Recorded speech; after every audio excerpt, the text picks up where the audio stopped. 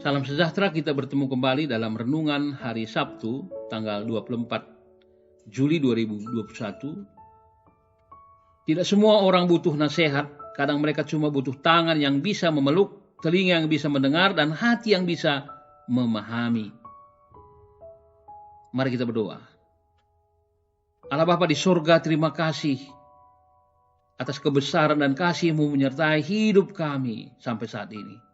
Kami percaya oleh pertolongan Tuhan, kami akan mampu menjalani hari-hari hidup kami dan akan menyatakan terang dan damai sejahtera di tengah-tengah kehidupan kami.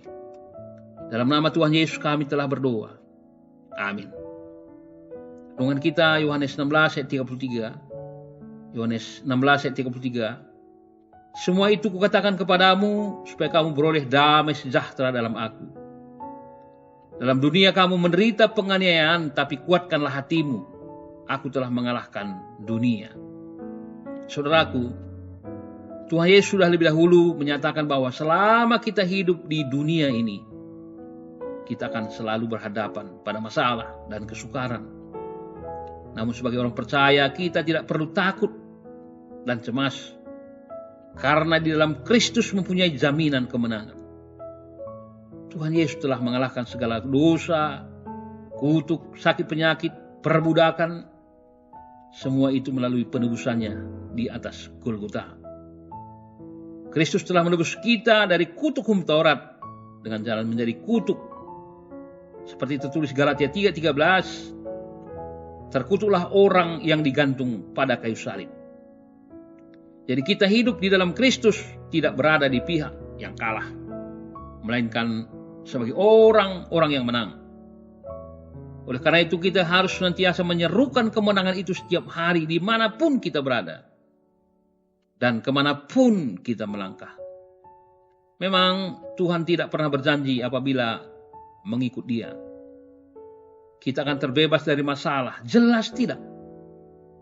Tetapi yang Tuhan janjikan adalah damai sejahtera. Melalui masalah dan kejadian yang terjadi, Dia menghendaki semua anak-anaknya menemukan damai sejahtera di tengah-tengah kepanikan dan ketakutan. Justru tekanan yang ada, kita bisa tahu bagaimana arti rasa damai di dalam Tuhan yang sesungguhnya. Saudaraku, badai yang diizinkan untuk kita lalui dapat menjadi bahan refleksi untuk mengidentifikasi apakah kita benar-benar menaruh kepercayaan kepada Tuhan atau tidak. Sebab melaluinya Tuhan sedang membentuk kita untuk semakin kuat dan bergantung padanya. Ada saatnya hati kita merasa tenang, jauh dari ketakutan dan kebisingan. Hidup diwarnai dengan canda dan tawa.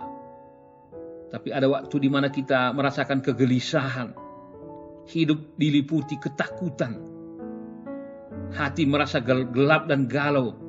Pikiran menjadi sumpek dan kita merasa hidup ini sia-sia. Sekalipun demikian, sebagai anak-anak Tuhan, tentunya kita memiliki satu keyakinan bahwa Allah yang kita sembah adalah Allah yang hidup dan berkuasa. Tuhan yang tidak akan pernah membiarkan kita melangkah seorang diri, karena Dia adalah Allah kita. Dan tidak akan pernah membiarkan anak-anaknya hidup dalam tekanan. Tetapi selalu mengharapkan dengan berani menghadapi segala persoalan. Karena Allah selalu menyertai kita. Jika kita menghadapi tantangan hidup dengan menuruti segala perintahnya, maka Tuhan akan pastikan bahwa perintahnya adalah jalan yang terbaik yang akan kita lalui. Karena itu berbahagialah orang-orang yang tetap setia dan berpengharapan kepada Tuhan. Dan Yesus tetap mengatakan, imanmu telah menyelamatkan engkau. Dengan demikian bila Tuhan menjadi pembimbing kita, dalam keadaan apapun hidup kita tetap tenteram. Mengapa? Karena kita memiliki Tuhan yang hidup. Amin. Mari kita memuji Tuhan di dalam Ku Perlukan Juru Selamat. Menjuah-juah Tuhan Yesus selalu memberkati kita.